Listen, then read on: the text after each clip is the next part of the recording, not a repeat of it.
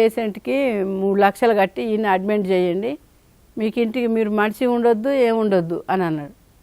అన్నాక నేను ఆ రోజు మొత్తం ప్రేయర్ చేసుకున్నా కూర్చొని, మోకాళ్ళ మీద కూర్చొని. అమ్మ నువ్వు చేయలేవు నాన్నకి, నువ్వు ఇన్ని రోజులు చేసినావు కదా, నీ నుంచి కావట్లేదు, నీకు షుగర్ ఉన్నది కదమ్మా అని అంటే, ఏ షుగర్ ఉన్నా కానీ నాన్న ఇచ్చిపెట్టి నేను ఉండలేను, మరి ఎట్లా నాన్న, మరి అని నేను ప్రేయర్ చేసుకుంటా, దేవుడు ఎట్లా మనసు మారిస్తే అట్లా చేరుద్దాం అని అన్నకల్లా సరే అంటే మోకాళ్ళ మీద ఉండి అంతోని వారికే ప్రేయర్ చేసుకున్నాక తెల్లారి ఒక వ్యక్తి తెలిసిన ఆయన వచ్చిండు. తెలిసిన ఆయన వచ్చి లూద్ మేరీ ఎట్టుంది సల్మోన్కి అని అన్నాడు. అంటే ఎట్టుందన్నా అట్నే ఉన్నది, మరి ఇట్లా సంగతి యశోద హాస్పిటల్ ఇట్లా అన్నారంట మా అబ్బాయి తెలిసిన వాళ్ళు, మరి రాత్రి అంతా ప్రేయర్ చేసుకున్నా నేను అని అన్నా. అమ్మాయి నువ్వు ఇంటికాడ ఉంచు సల్మోన్ని, ఆయనకు కావాల్సి ఏది తింటానంటే అది పెట్టు. మా భార్యకు కూడా అట్లనే అయింది లూద్ మేరీ, నువ్వు ఎందుకు నీ పిల్లల నోటికాడ తీసి వాళ్ళకి కడుపులు నింపుతూ నువ్వు అని అన్నారు. అనగానే ఇక ఆడికి ఆలోచించుకున్నాక మా ఆయన ఉండి నేను పోను, ఇక నువ్వు ప్రేయర్ చేసుకో, నేను సత్తా బతుకుతా, ఇంకా నేను బతకను ఇంకా అని అన్నాడు. అన్నాక ఇంకా ఆగిపోయినాక ఎన్ని రోజులు, ఒక వారం రోజులే, ఆ వారం రోజుల తర్వాత ఇక మంచాన పడ్డాక అవస్థ ఇచ్చిండు ఫాదర్ వచ్చి. ఒక 3 రోజులేమో మంచిగానే లేచిండు, పాలు అది ఏదో తిన్నాడు, ఇడ్లీ తిన్నాడు. 4వ రోజు మాత్రం చనిపోయింది.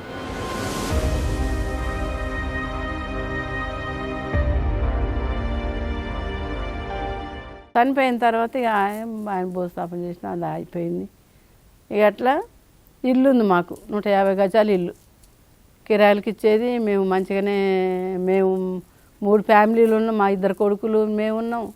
ఇంకా ఆ తర్వాత ఈ పిల్లలేమో నాకేమో ధైర్యం చెప్పట్లేరు, ఎట్లా మరి ప్రేయర్ చేసుకుందామన్నా కానీ నాకు అసలోడే పోయిండు.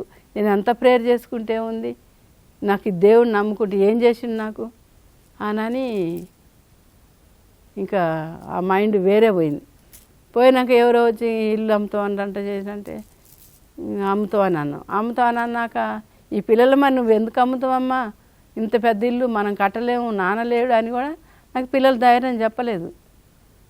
చెప్పపోయాను కానీ 50 లక్షలకి ఇల్లు అమ్మేసి ముగ్గురు 3 ఇంతలు తీసుకున్నాం.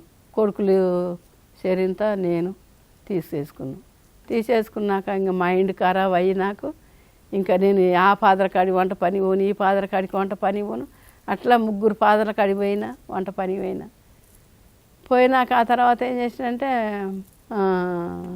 మా నాన్నకి బాగలేదు, ఇక్కడ తారనాకలో వంట పని చేస్తున్నాను నేను ఇన్నయ్య ఫాదర్ కాడ చేస్తుంటే మా నాన్నకి గురుకొచ్చి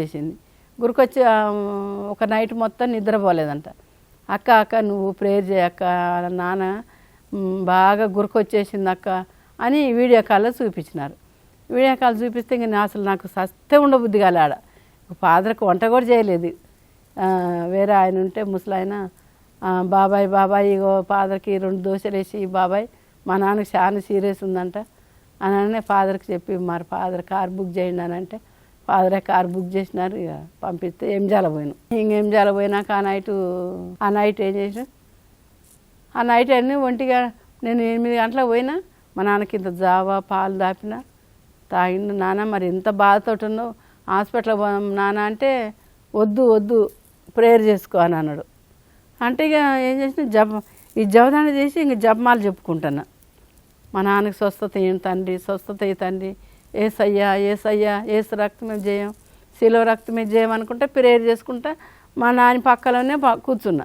మా నాన్నకి ఒక బర్ర గురక పెట్టుకుంటూ ఏం చేసినంటే 10 గంటలకి పక్కకు వెళ్తే సర్లే ఆయాసం అయిందని పక్కకు వెళ్తే నేను చెయ్యి ఇట్నే పెట్టి మన ఇట్నే చెప్పుకుంటుండే వరకే ఆ గురక తగ్గింది. అప్పుడు 1:15 గంట అయింది. 1:15 గంట అయినాక ఏంది మా నాన్నకి గురక లేదు, ఏం లేదు, ఏం చేయాలి బాల చేసువా, ఏం తండ్రి మా నాన్న కాపాడండి, ఎందుకు గురక తగ్గించానని నేనేం చేసిన ఇట్లా పట్టుకొని ఇట్లా పొర్లిచ్చిన. పొర్లిచ్చే వరకే ఏ సౌండ్ లేదు, ఇక గురక లేదు ఏం లేదు. జోసపు నాన్న ఎట్లా చేస్తాడు, లేచిరా అనేకల్లా మా అమ్మ, మా నాన్న, మా తమ్ముడు, మా మరదలు వచ్చారు. వచ్చారు నాన్న జశ్వాన్ వచ్చిండు, నాన్న మీ మనవడు చూడు అనేకల్లా ఆ మనవడికి వెళ్ళి ఇట్లా చూసిండు, ఇట్లనే పోయిండు. ఇక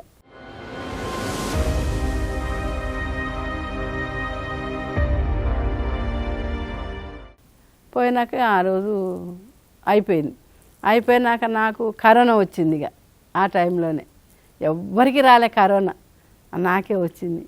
ఇక 5వ రోజే మా కార్యం చేసుకున్నాం.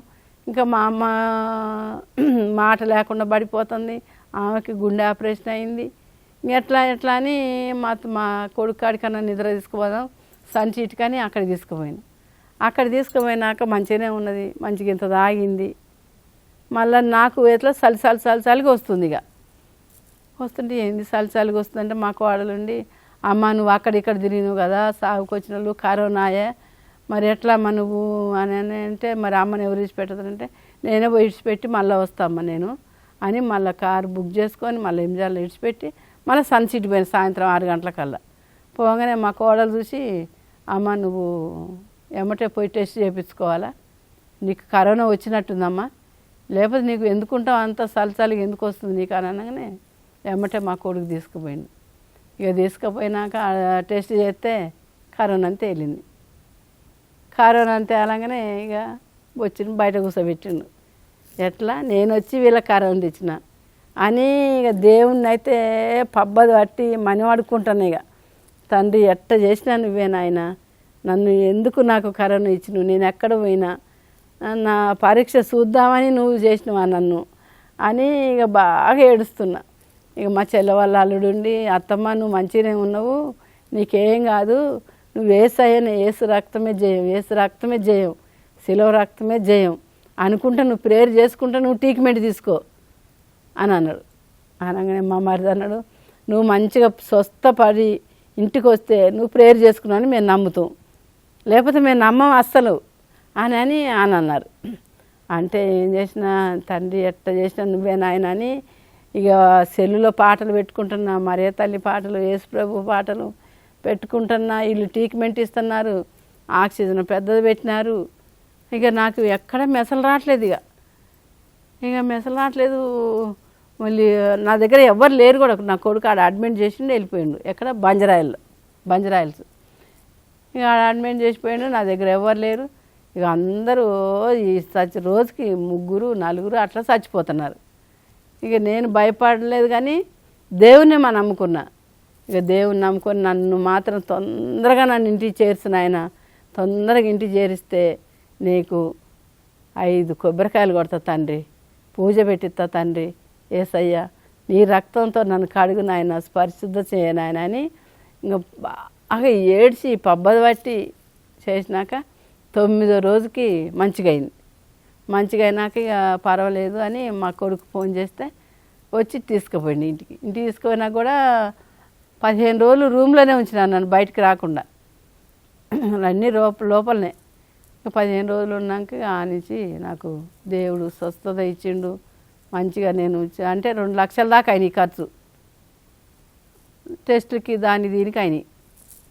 అయినాక ఇక మా అప్పుడు మళ్ళీ వచ్చి ఇక మా కొడుకు దగ్గర బాగానే జొన్న రొట్టెలు అవి ఇవి చికెను చేసి పెట్టినారు. ఇంకా తర్వాత మళ్ళీ మా పెద్ద కొడుకు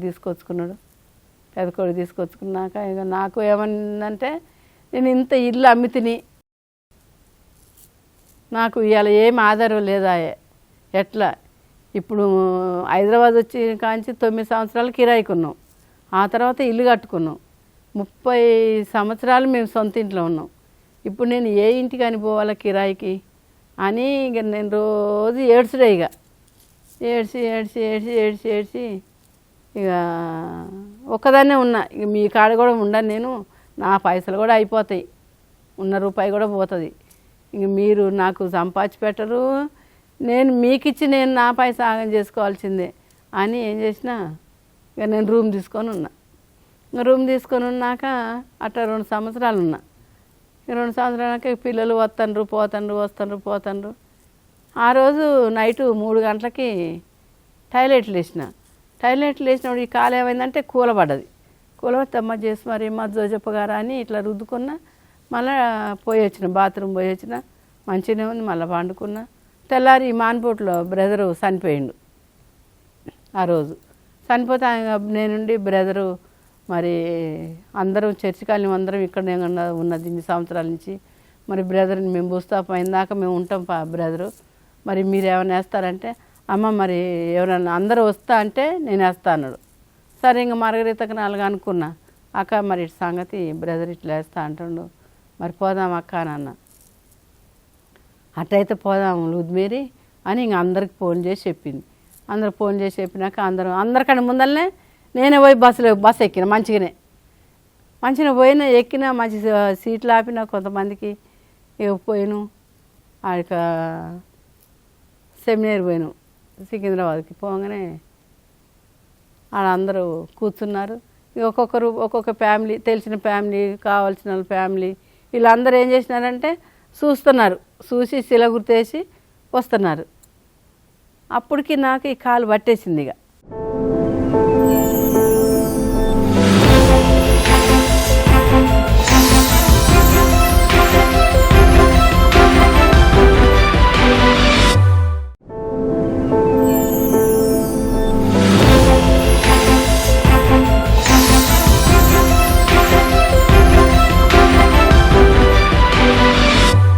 కాలు పట్టేసినాక అరే రాత్రి 3 గంటలకి నాకు కాలు పట్టేసింది, మళ్ళీ ఇప్పుడు కాలు పట్టేసింది జోజక్క, ఏందక్క నాకు ఇట్లా పట్టేసిందని ఇట్లా అంటే, ఏం కాదులే అమ్మ, ఏం కాదులే, అటు ఇటు నలుపుకో, ప్రేయర్ చేసుకో అని అంటున్నారు.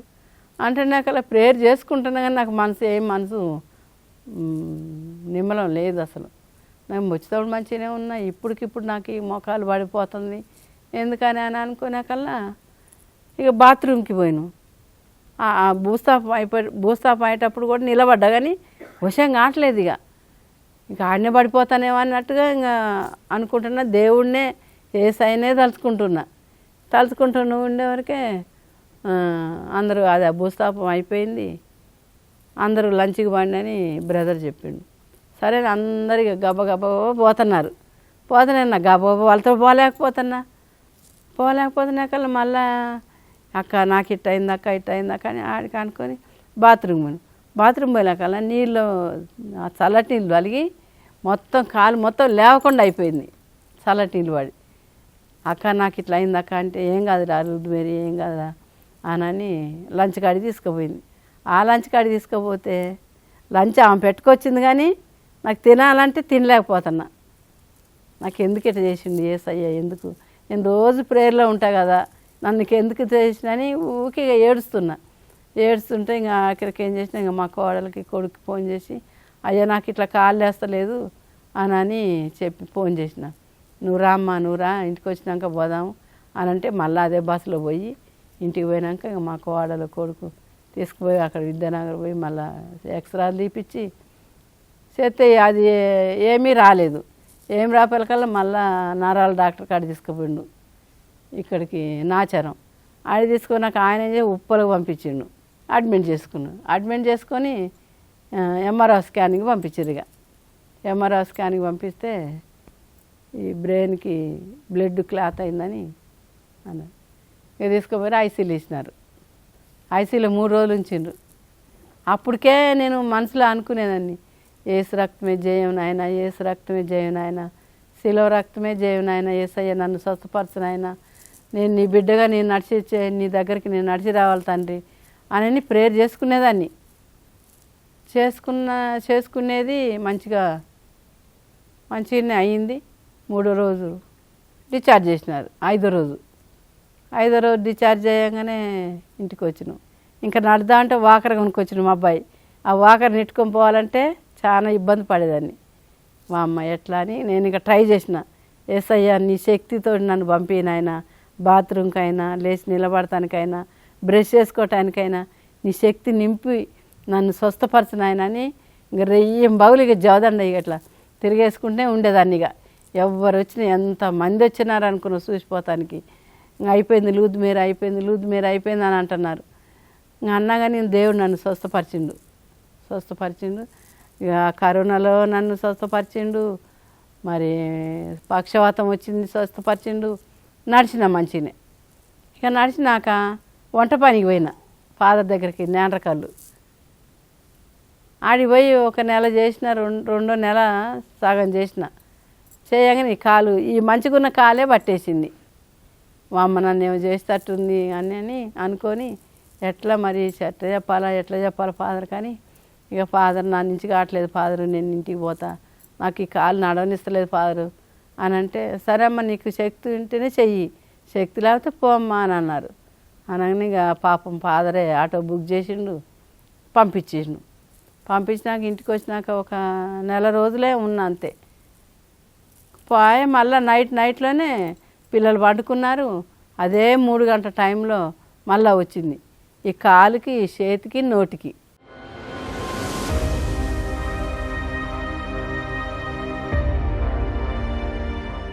ఇంకా బాత్రూమ్ లేచిపోదామంటే లేక చేత కావట్లేదు, నోరు రావట్లేదు. ఏం చేయాలా? ఏంది నాకు ఇట్లా దేవుడు ఇట్లా చేసిండు, ఎందుకు చేసిండు నాకు ఇట్లా అని ఇక పిల్లల్ని పిలుస్తున్నా, కేకేస్తున్నా. కానీ ఆ కేకలో వాళ్ళు నిద్ర మీద ఉంటే మే నెల, అప్పుడు కూడా మే నెలే. మళ్ళా పోయి ఆ ఫోన్ ఉంది ఇక్కడ, ఆ ఫోన్ తీసుకొని రింగ్ ఇచ్చిన ఈ చేతితోటి. ఈ చేయి లేస్తలేదు. ఈ చేతితోటి ఇక రింగ్ ఇవ్వగానే మా అబ్బాయి లేచి వచ్చిండు. అమ్మ ఏందమ్మా అని అంటే ఏడ్చిన, పెద్దగా ఏడ్చిన. నోరు రావట్లేదు చెప్పడానికి, ఈ కాలు చేయలేతలేదు, నోరు రావట్లేదని ఏడ్చిన. ఏడిస్తే ఇంక తీర్థాలు చల్లుకొని మా కోడలు ప్రేయర్ చేసింది. ప్రేయర్ చేసినాక మంచిగానే మళ్ళీ నాకు రోజు 3 గంటలకి ఈ కడప నుంచి నాకు ప్రేయర్ వస్తుంది ఫోన్లో. రోజు ఇప్పుడు కానీ 3 గంటలకు ప్రేయర్లో ఉంటా, 3 గంటల నుంచి 5 గంటల వరకు. ఇంకా వాళ్ళు ఏం చేసినారు, అది దానికల్లా 3 గంటలకి ప్రేయర్ స్టార్ట్ అయింది. సర్లే వాళ్ళకి ఎందుకు చెప్పాలని ప్రేయర్లో ఉన్నా. ప్రేయర్లో ఉన్నాక మొత్తం అసలు ఎంత సాపుగా అంటే అంత సాపుగా అయింది. చెయ్యి, కాలు, నోరు అంతా మంచిగా అయింది. అబ్బా దేవుడు నన్ను ఎంత కాపాడిండు, నన్ను ఎంత లేవనెత్తిండు, అయ్యా నీ రక్తంతో నన్ను కడుగు నాయన అని ఇంక ప్రేయర్ చేసుకుంటే ఇక ఆ ప్రేయర్లో ఉన్నా. తెల్లారి మంచిగా లేచిన తిరుగుతూనే ఉన్నా. మా కోడల్ని నాకు మంచిగా దేవుడు స్వస్థత ఇచ్చిండమ్మా, దేవుడు నాకు ఆ ప్రేయర్లో ఉంటే మొత్తం వేడి నీళ్ళతో స్నానం చేసినట్టే ఉంది నాకు అని చెప్పిన. అవునా అత్తమ్మ, అవునా మా భార్య నడుతున్నవే రాత్రి అంతగానం గేడిసి బాగుంది అత్తమ్మ అని సరే అని ఇక బ్రష్ చేసుకొని ఇక ఇంత జావ తాగిన. 8:30 నుంచి మళ్ళీ స్టార్ట్ అయింది.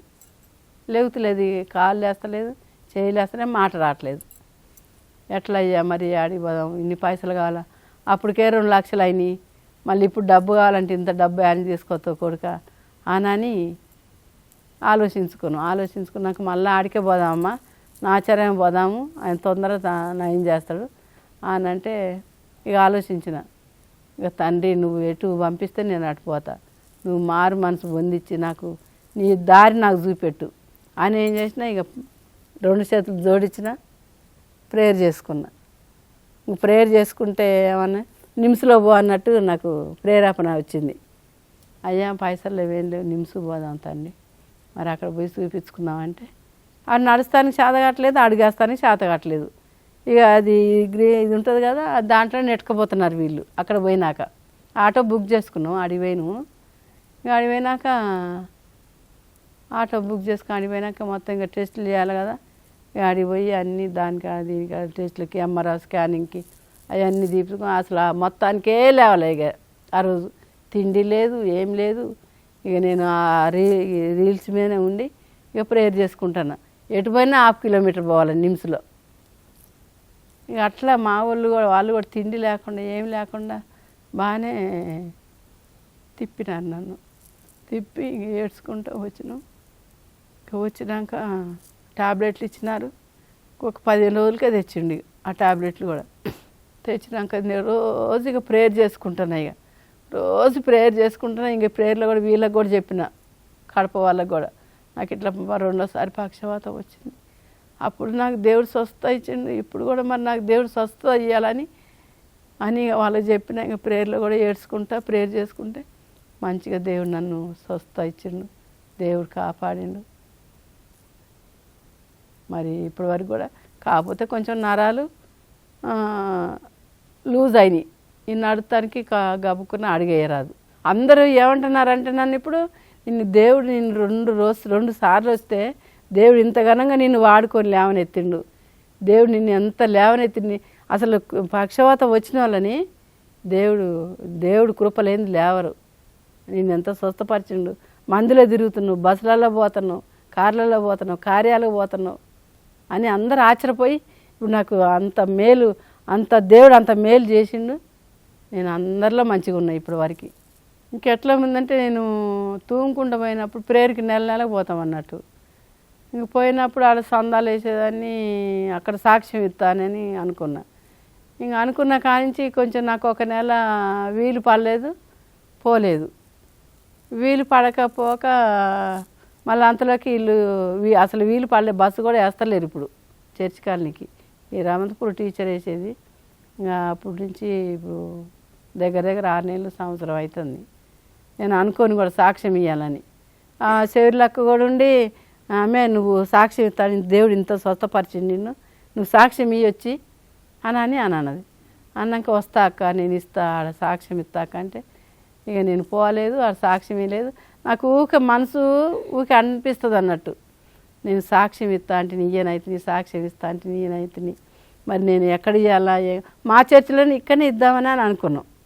ఇక్కడ ఇద్దామని అనుకునే కల్లా ఇక్కడ కూడా కుదరట్లేదు. ఆ సైతాన్ అనేది కొంచెం నన్ను నోరు మూపిస్తుంది. ఇంకా నీకెందుకు సాక్ష్యం అన్నట్టుగా అనిపిస్తుంది. కానీ అడిగి పోతున్నా కానీ ధైర్యం చాలట్లేదు నాకు ఆ సాక్ష్యం ఇస్తానికి. అదే ఇప్పుడు నాకు నిన్న బ్రదర్ ఇట్లా ఫోన్ చేశాకల్లా నేను చెప్పాలని అనుకున్నా. ఇక దివ్యవాణిలో చెప్పదలుచుకుంది ఏంటంటే, నాకు దేవుడు చేసిన మేలులకి నన్ను లేవనెత్తినందుకు, ఆయన రక్తంతో నన్ను కడిగి కాపాడినందుకు, నేను ఎంతో ప్రేయర్ చేసుకొని నేను ఆ ప్రేయర్లో నీలమై ఉన్నా. కానీ దేవుడు నన్ను కాపాడినందుకు నేను కృతజ్ఞతలు చెప్పుకుంటాను.